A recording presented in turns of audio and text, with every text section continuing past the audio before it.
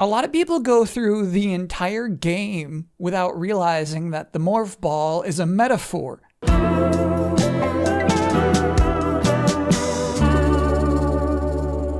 As one does, I was spending some time looking at the Game Awards nominees for Game of the Year.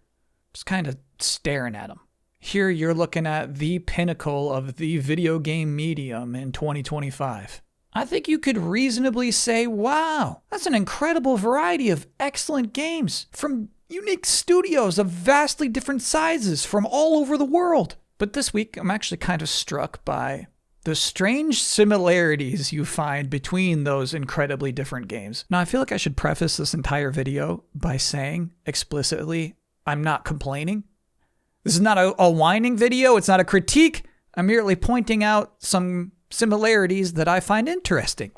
And I think a safe place to start where maybe nobody will get upset is just an analogy to sports comedy movies. You know, Happy Gilmore, Major League, Talladega Nights, Dodgeball, Goon.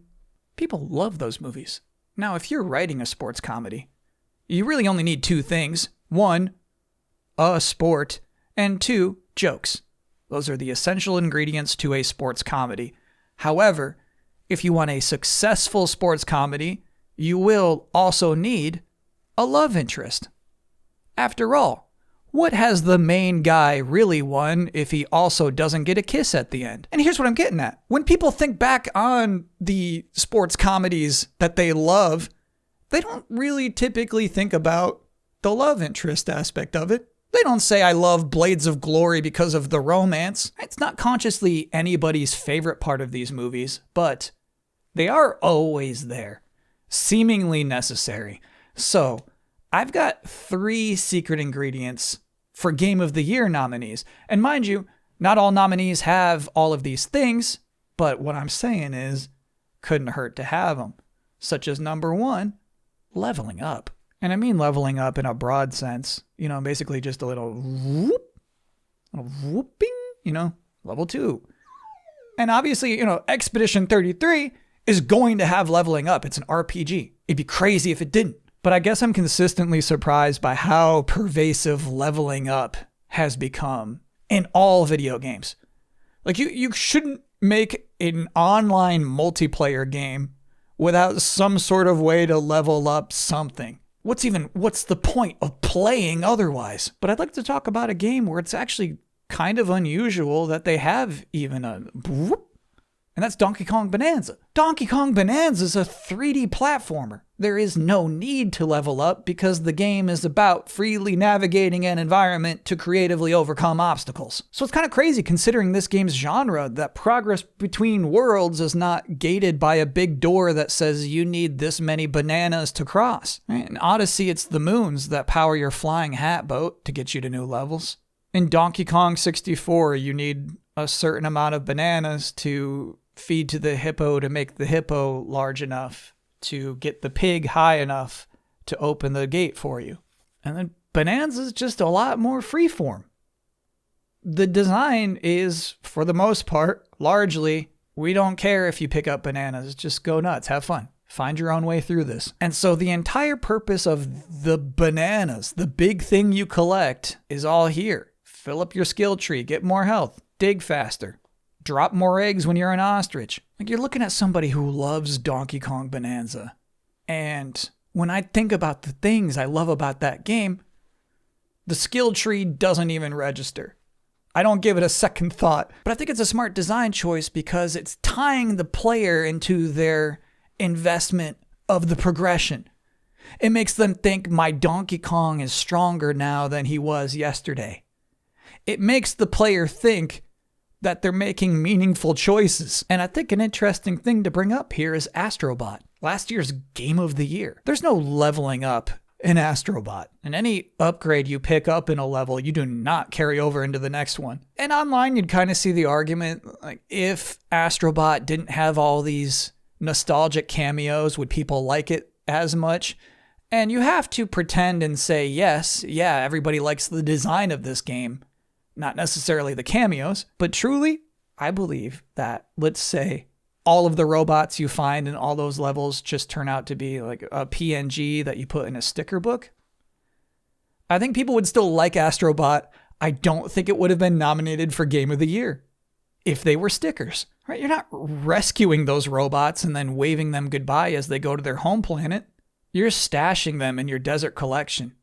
You, the player, take satisfaction in their accumulation. Look how much progress I'm making. Look at all of these things. So this, of course, leads us to another secret ingredient. Amassing unnecessary treasures. Maybe this is a basic observation, but really every single GOTY nominee involves you, the player, collecting more things than you could ever possibly use. Right? It's just kind of a regular video game thing. By the end of almost every RPG, you've accumulated enough wealth to permanently improve the lives of the poor families that you were hanging out with at the beginning of the story. But generally, your characters are going to hold on to their gold. I'm hitting the road. I'll be back once I eliminate that devil called poverty from the world. Well, let's talk about Silksong, a game in which, by the end, you are inundated with stuff. Look how much stuff I've collected. Silksong's got options, man. Silksong's like, here's 20 extra weapons you could use. You just can't pick more than 3. So, like, why isn't Hornet donating any of those weapons to, like, those bugs who are barely clinging to life? Like, is she greedy? What's she holding on to the long pin for? You don't need that.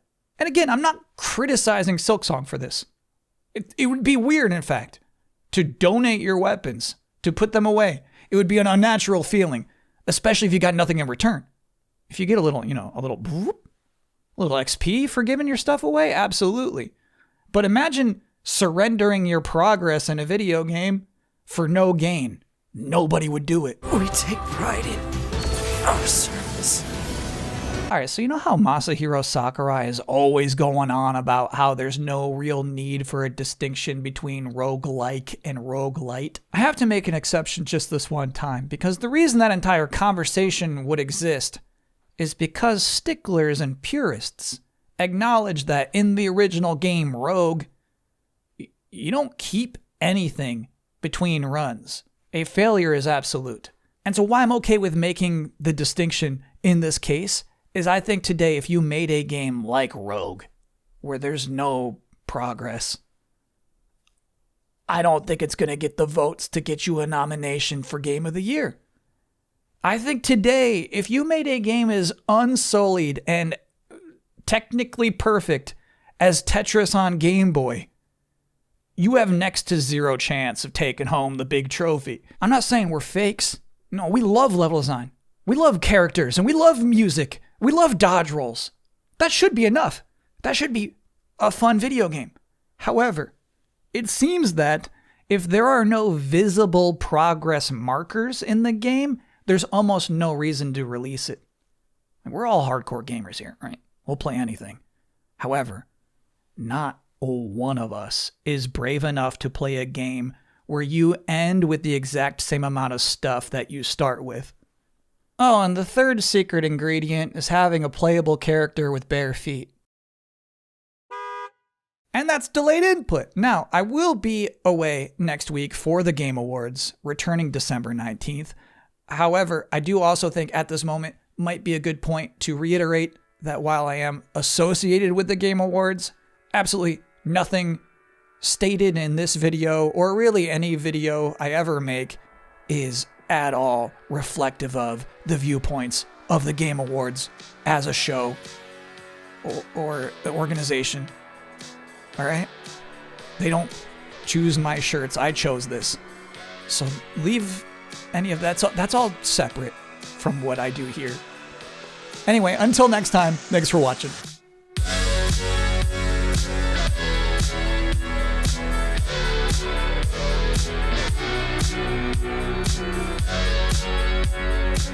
Now, I know it's pretty unusual that I would spend an entire video talking about video games without ever talking about video game commercials. Well, I've got good news for you. Watch this.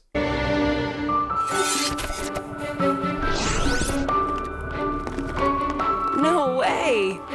Yeah, that's the official Octopath Traveler 0 live-action launch trailer. That's real. And despite the very recent announcement of a roguelike Carmageddon game, that Octopath Traveler 0 trailer is in fact my trailer of the week. Because immediately following that expression of no way, one of those tiny coffee table characters asks this person to bring peace to Wishvale. Please, bring peace to Wishvale. And instead of saying, okay, yeah, I'm Samantha, by the way, our hero just looks up. A fun detail about the ad is that it is platform agnostic. So the controller is always creatively obscured somehow. And I can't even figure out what it is. Did they say travel the realm of Orstera? So at least they saved the world name for the second sentence. But I thought we were doing something for Wishvale, man. What's Orstera? But the reason this commercial is great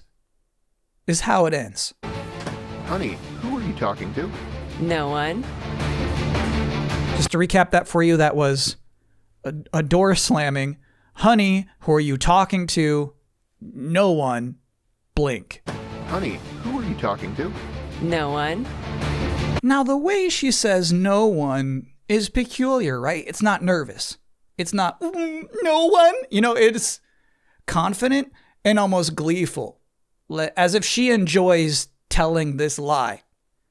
And I think if any of us were to ask our honey, who are you talking to?